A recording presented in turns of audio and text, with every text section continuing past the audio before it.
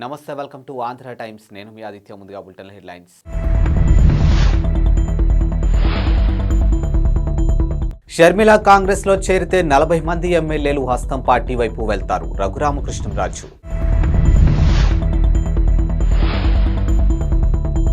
Patient నిరాకరిస్తే ఐసీయూలో చేర్చుకోవడానికి వీల్లేదు.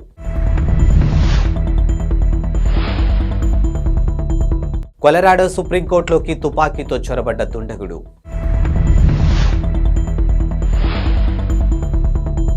YCP rebel MP Raghuramakrishnaraju ఆసక్తికర వ్యాఖ్యలు చేశారు. ఇక వైఎస్ షర్మిల కాంగ్రెస్లో చేరిన తర్వాత సుమారు 40 మంది వైసీపీ ఎమ్మెల్యేలు హస్తం పార్టీ వైపు వెళ్లే అవకాశం ఉందని సంచలన వ్యాఖ్యలు చేశారు. ఇక సరైన అభ్యర్థులు లేరని భావించిన కాంగ్రెస్ పార్టీ వచ్చే ఎన్నికల్లో 7% ఓట్లు సాధించే స్థాయికి చేరబోతుందని ఆయన జోష్యం చెప్పేశారు.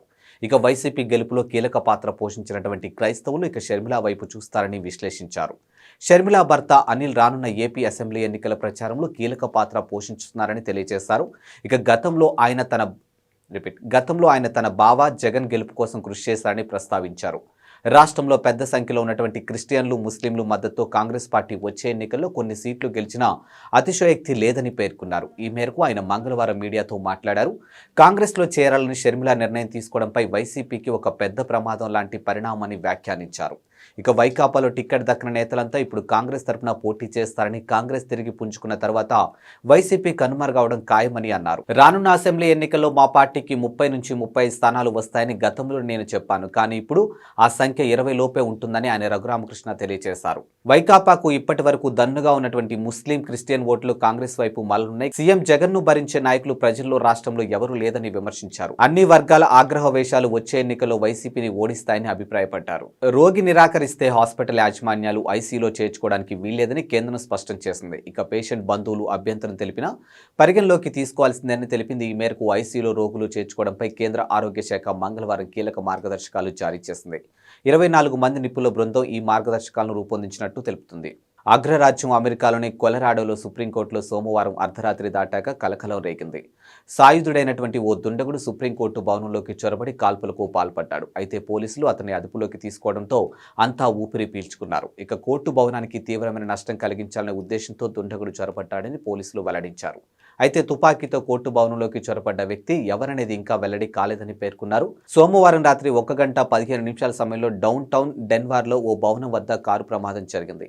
ఈ ఘటనలో కారు డ్రైవర్ మరో వ్యక్తిపై తుపాకీ గురిపెట్టాడని, ఆ తర్వాత కొద్దిసేపటికి అతడే సుప్రీంకోర్టు భవనంలోకి కిటికీ ద్వారా ప్రవేశించి కాల్పులు జరిపారని కొలరాడో పోలీసులు అధికారులు వెల్లడించారు. ఇక దుండగుడు 7వ అంతస్తులోకి ప్రవేశించి కాల్పులు జరిపాడని తెలిపారు. ఇక కాల్పులు జరిపిన వ్యక్తి స్వచ్ఛందంగా లొంగిపోయాడని, ఎవరికి ఎలాంటి గాయాలు కాలేదని ప్రకటనలో వివరించారు. కాగా దుండగుడిని ఒక నిరాయుధుడైనటువంటి సెక్యూరిటీ గార్డు పట్టుకున్నారని ఎమర్జెన్సీ నంబర్ 911కు సమాచారం అందించాడని తెలిపారు.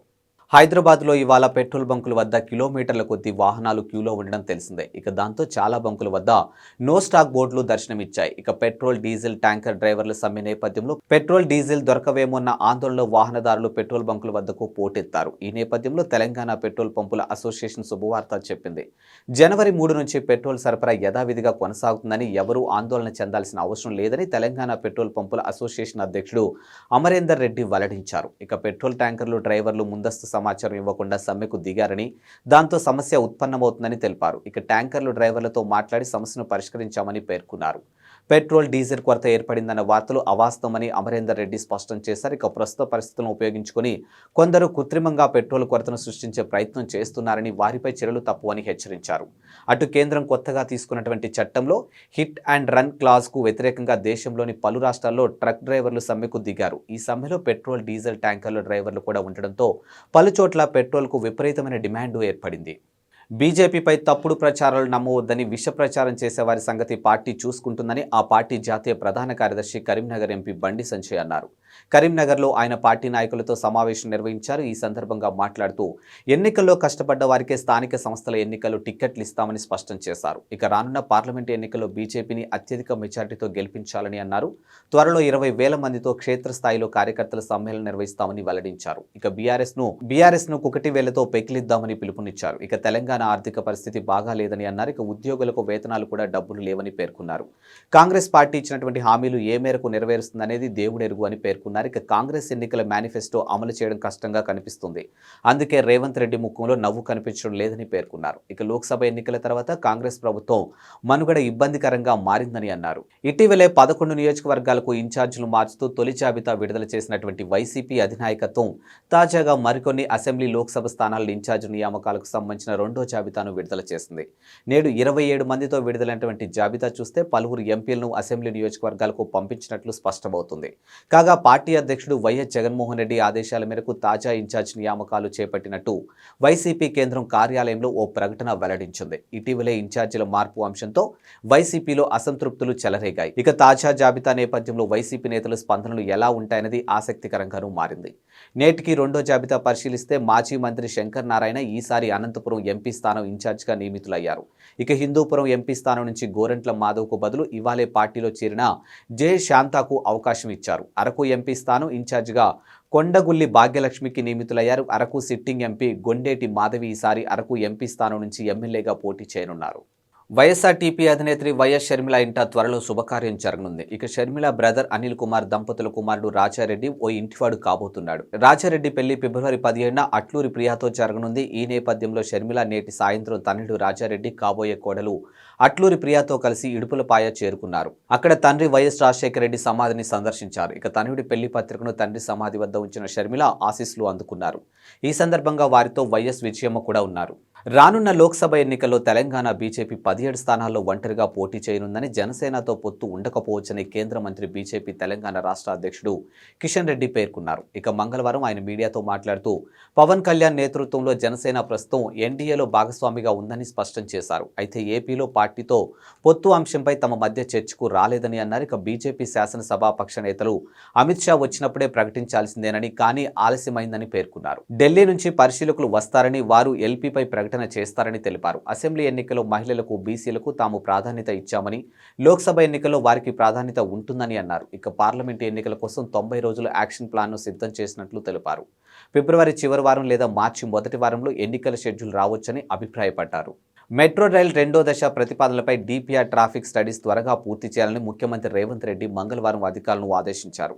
హైదరాబాద్ మెట్రో లైన్ పొడిగింపు ప్రస్తుతం పరిస్థితులపై అధికారులతో ముఖ్యమంత్రి మధ్యాహ్నం సమీక్ష నిర్వహించిన విషయం తెలిసిందే. ఈ సందర్భంగా మెట్రో రైల్ కొత్త మార్గాలకు డీపీఆర్ఎస్ సిద్ధం చేయాలని అధికారులను ఆదేశించారు. ఇక రాయదుర్గం విమానాశ్రయం మెట్రో ప్రతిపాదనను పెండింగ్లో పెట్టాలని సూచించారు. ఇక ప్రస్తుతం ఉన్న మార్గాలు, కొత్త ప్రణాళికల గురించి అధికారులను అడిగి తెలుసుకున్నారు. ఇక వీటిలో LB Nagar, Hayath Nagar, Miyapur, Patancheru, Rayadurgam, financial district, MGBS airport మార్గాల్లో ప్రతిపాదనలు సిద్ధం చేయాలని అన్నారు. ఇక పాత బస్తీలో మెట్రో రైల్ అంశంపై అక్కడి ప్రజాప్రతినిధులు చర్చించాలని అధికారులకు సూచించారు.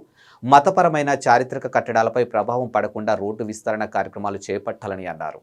సంక్రాంతి పండుగ సందర్భంగా దక్షిణ మధ్య రైల్వే శుభవార్త చెప్పింది. ఇక రద్దీని దృష్టిలో పెట్టుకుని 32 ప్రత్యేక రైళ్లను నడిపినట్లు తెలిపింది. ఇక జనవరి 7వ తేదీ నుంచి జనవరి 27వ తేదీ వరకు వివిధ తేదీల్లో వివిధ ప్రాంతాల నుంచి రైళ్ల రాకపోకలు ఉండనున్నాయి. ఇక first AC, second AC, third ఏసీతో పాటు స్లీపర్, జనరల్ బోగీలు ఉంటాయని దక్షిణ మధ్య రైల్వే ప్రకటించింది. ప్రత్యేక రైళ్లు ఇవి Secunderabad, Brahmapur, Vikarabad, Visakhapatnam, Kurnool, Srikakulam, Vikarabad, Secunderabad, Tirupati, Secunderabad to Kakinada town, Secunderabad to Narsapur మార్గాల్లో రైళ్లు నడవనున్నాయి. ఇవి ఇవాల్టి బులెటిన్ అప్డేట్స్. మరో బులెటిన్తో మళ్ళీ కలుద్దాం. అంతవరకు సెలవు, నమస్కారం.